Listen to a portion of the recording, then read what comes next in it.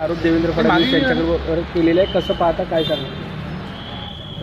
मराठा समाजाला न्याय मिळावा, आरक्षण मिळावं या भूमिकेचं समर्थक भारतीय जनता पार्टी आहे.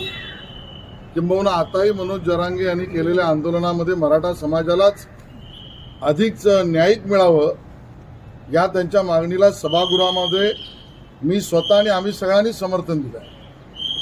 आणि म्हणून समाज जी मागणी मागतोय त्याला पूर्ण करण्याची सर्व कायदेशीर प्रक्रिया होणं आवश्यक आहे. आणि या कायदेशीर प्रक्रियेला पूर्ण करण्याचं काम मनोज जरांगे यांनी सुद्धा हे मान्य केलं होतं. त्यावेळेला देवेंद्र फडणवीस मुख्यमंत्री असताना त्यांनीच न्यायिक टिकणारं आरक्षण दिलं आहे.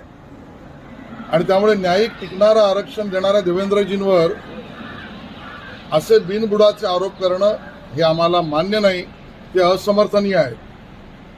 समाजाला न्याय आपण मिळवून देऊ हीच भूमिका या सरकारची.